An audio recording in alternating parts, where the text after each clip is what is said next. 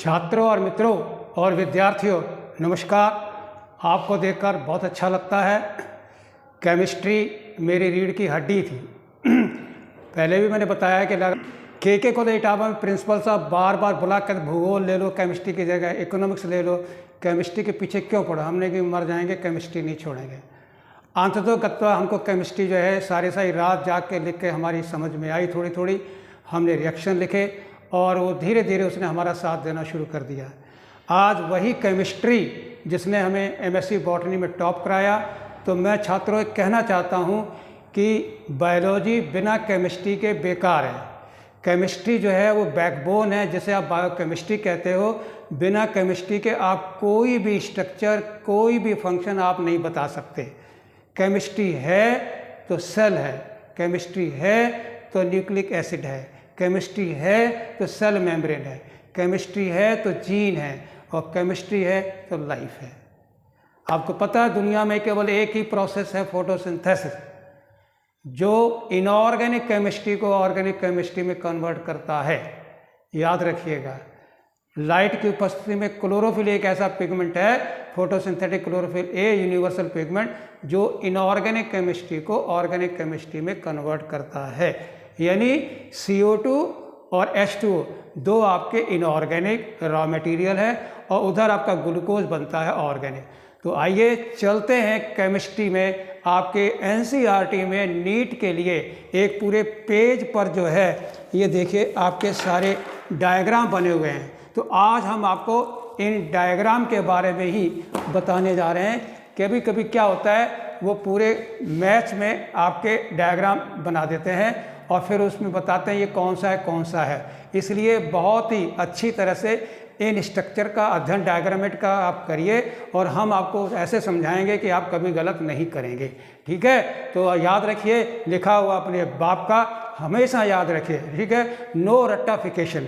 अगर fundamental clear हो जाते हैं तो आपको बहुत अच्छा लगेगा, कोई तनाव नहीं होगा, और आपकी मेमोरी बहुत ही शार्प हो जाएगी, और आप बिना किसी प्रेशर के सारे सवाल सही करेंगे।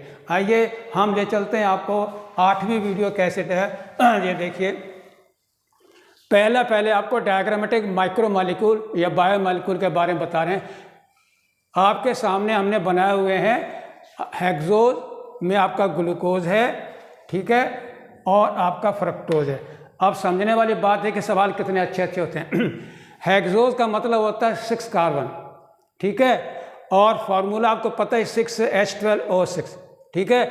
आप इसको ऐसे भी कह सकते हो CnH2n और ON, ठीक है।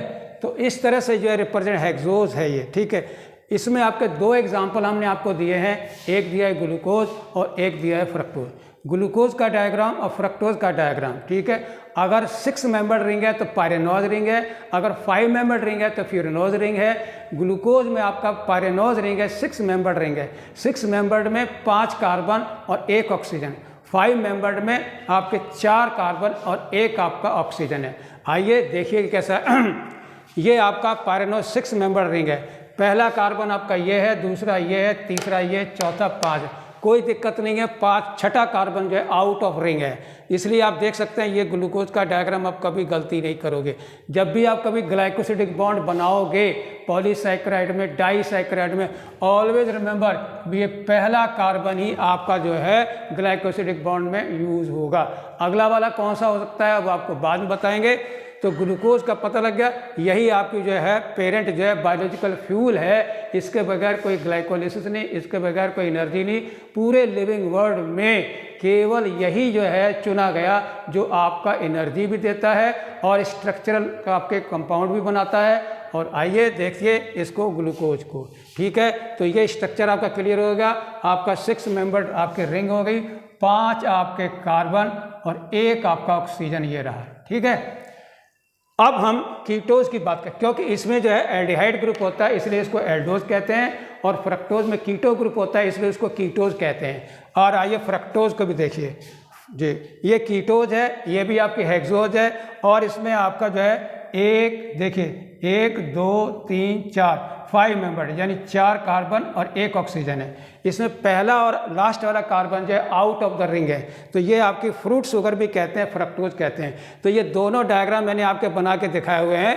अगर स्ट्रेट स्ट्रक्चर बनाता है तो आप याद रखिएगा इसके पहले कार्बन में CHO आएगा, ठीक है। इसका अगर स्ट्रक्चर उसने आपका देखा एक बार आ चुका है, ये कौन सा है, तो उसमें ये याद रखिएगा CH2OH, और ये आपका आएगा कीटो ग्रुप आएगा ही आएगा। इससे आप पहचान जाइएगा कि ये फ्रक्टोज का स्ट्रक्चर बनाने जा रहा है। अगर पहले पे एल्डिहाइड ग्रुप आ रहा है तो ये आपका जो है एल्डिहाइड यानी हेक्सोज ग्लूकोज का बताने जा रहा है, ठीक है। तो ये आपके निबट गए हेक्सोजेज 2, और अब हम ला रहे हैं आपके पेंटोज। 5 कार्बन है, इसमें आपके देखिए आपका राइबोस शुगर है, ये हमने आपका स्ट्रक्चर आपकी किताब में बना हुआ है। और हमने आपका ये एक और डायग्राम बना दिया, ये देखिए वाई राइबोस जो है ये आपकी RNA में शुगर पाई जाती है, और 2-डीऑक्सी राइबोस ये देखिए, ठीक, ये आपकी DNA पाई जाती है। बहुत ही चतुराई समझिए, RNA is more reactive than DNA, RNA is more primitive and DNA is more advance. क्यों है reactive? Due to presence of hydroxyl group at, दूसरे कार्बन पर OH की उपस्थिति के कारण ये रिएक्शन पार्टिसिपेट कर सकता है, इसलिए ये बहुत ही ज़्यादा रिएक्टिव होता है और अनस्टेबल। और जबकि DNA में क्या होता है, दूसरे कार्बन पर OH नहीं है, ठीक है, क्या है, हाइड्रोजन है केवल, इसलिए ये आपका स्टेबल है। तो आपकी सुविधा के लिए जो है हमने दोनों शुगर मान राइबोज किस में है, RNA में है, और 2-डीऑक्सी राइबोज आपकी DNA में। और यहाँ पर भी याद रखने वाली विधि, जब भी राइबोज जो होगी वो ग्लाइकोसिडिक बॉन्ड बनाएगी, तो इसका पहला कार्बन जो है वो N बेस के साथ आपका ग्लाइकोसिडिक बॉन्ड बनाएगा। वो आपका या तो 1-1 होगा या आपका 1-9 होगा। अगर 1-1 है तो पिरिमिडीन के साथ ग्लाइकोसिडिक बॉन्ड है, अगर 1-9 है तो वो आपका जो है प्यूरिन के साथ है, एडेनिन और ग्वानिन के साथ है। तो ये भी आप याद रखो। तो ग्लाइकोसिडिक बॉन्ड बनाने में आपका ये पहला कार्बन पार्टिसिपेट करता है, राइबोज का भी। तो आपके सामने हमने 4 शुगर आपको बता दिए, 2 हेक्सोजेज और 2 पेंटोजेज। अब हम आपसे बात करते हैं अमीनो एसिड। अमीनो एसिड जो है मोनोमर है, ग्लूकोज ही मोनोमर है, स्टार्च का, सेलुलोज का, ठीक है। कहीं से भी सवाल को पकड़िए। अब यहाँ पर हम देखें अमीनो एसिड, ये आपके मेथेन के डेरिवेटिव हैं, ठीक है, जिसका एक हाइड्रोजन जो है अमीनो ग्रुप से सब्स्टिट्यूट होता है लेफ्ट साइड में, राइट साइड में हाइड्रोजन सब्स्टिट्यूट होता है कार्बोक्सिल ग्रुप से, इसलिए इसको मेथेन के डेरिवेटिव भी कहा जाता है, सब्स्टिट्यूट भी कहा जाता है। आइए देखिए, आपकी किताब में 3 डायग्राम बने हुए हैं, मैंने थोड़े और बना दिए हैं ताकि आपको कोई सुविधा मेंशन किए हुए हैं, कहीं से भी वो बना सकता है, ये नहीं कह सकते सिलेबस में नहीं है। आइए अमीनो एसिड की बात करते हैं।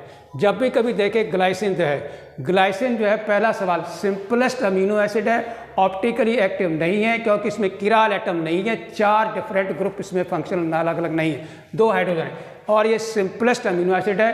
3 लेटर इसका GLY एब्रिएशन है, और एक सिंगल लेटर जो एब्रिएशन वो आपका G है, ठीक है। ये आपका सिंपलेस्ट अमीनो एसिड है, ये आपका डायग्राम आप याद रखिएगा, ये भी आपका क्लियर हो गया, ओके। दूसरा वाला देखिए एलेनिन, ये क्या है, पहला सवाल, ये पेरेंट हाइड्रो अमीनो एसिड है, पेरेंट है, इसमें 2 कार्बन है और इसमें 3 कार्बन है एलेनिन में, याद रखिए एलेनिन पेरेंट अमीनो एसिड है, जिसमें R ग्रुप जो है, याद रखिए अमीनो ग्रुप में, अमीनो एसिड में R ग्रुप हाईली वेरिएबल होता है, बाकी और कोई वेरिएबल नहीं होगा, ना H एटम वेरिएबल है, ठीक, ना ये अमीनो ग्रुप है, ना कार्ड। ये आपका लेफ्ट साइड में लिखा जाता है N टर्मिनल, और ये आपका C टर्मिनल आपका राइट साइड में लिखा जाता है, ठीक है। और एलेनिन क्या आपका पेरेंट अमीनो एसिड है, और ये दोनों जो है एलिफेटिक हैं। एलिफेटिक के साथ एक और मैंने बना दिया है, वो देखिए वैलिन, आपकी किताब में नाम दिया हुआ है, ये आपका वैलिन है। वैलिन में 5 कार्बन, याद रखिएगा, ठीक है। और इसके जो R जो है वो ब्रांच चेन है, याद रखिए ब्रांच चेन है, और ये न्यूट्रल अमीनो एसिड है, यानी इसके ऊपर जो है कोई भी pH वैल्यू का चार्ज नहीं आता है, इसलिए न्यूट्रल है, ठीक है। और इसके साथ साथ और एक डायग्राम आपका मेंशन किया हुआ है, वो है आपका लाइसिन, ठीक है। तो हम आपको पहले ये देखिए, बेसिक अमीनो एसिड कौन सा है, ये लाइसिन है। एसिटिक अमीनो एसिड मैंने 2 बनाए हैं, एक बनाया एस्पार्टिक एसिड और एक बनाया ग्लूटामेट। एस्पार्टिक एसिड जो है पहला जो है आपका एसिड है, कौन सा अमीनो एसिड का, एसिटिक अमीनो एसिड है।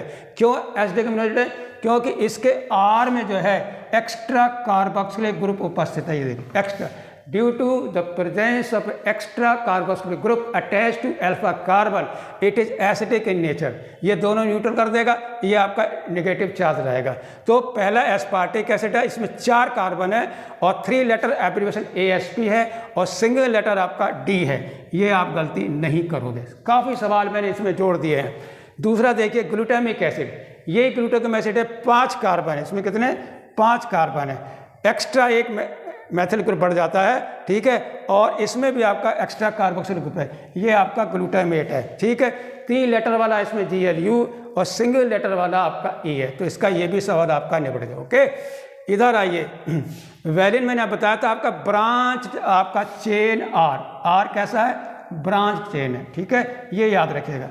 और यहाँ पर जो बनाया मैंने लाइसिन जो है ये बेसिक अमीनो एसिड है, ठीक है, जिसमें आप देख रहे हैं कि साइड चेन R ग्रुप में एक्स्ट्रा अमीनो ग्रुप आपका लगा हुआ है। इसके कारण ये बेसिक है, क्यों, प्रोटॉन एक्सेप्टर हो जाता है और इसका लाइसिन कॉमन नाम है और बेसिक अमीनो एसिड है और इसके जो है 3 लेटर एब्रिविएशन आपका LY लिस है और सिंगल लेटर आपका K है। इस तरह से इस वाले वीडियो में आप फिर से एक बार देख लीजिए, आपको 2 आपको हेक्सोज बताए, ग्लूकोज एंड फ्रक्टोज, और 2 आपको पेंटोज बताए हैं, वो है आपका राइबोज और आपका डीऑक्सी, वो आपका अनस्टेबल हाईली रिएक्टिव और ये आपका लीस्ट रिएक्टिव DNA में। और यहाँ पर अमीनो एसिड आपकी किताब में दिए हुए हैं, ग्लाइसिन सिंप्लेक्स, एलेनिन पेरेंट, और आपका ब्रांच चेन आपका जो है ये आपका दिया हुआ है वैलिन न्यूट्रल है, और 2 आपके एसिडिक है, एस्पार्टिक एसिड और ग्लूटामिक एसिड, और एक मैंने आपको बेसिक बनाया है वो है आपका lysine. Okay, thank you very much. Bomb.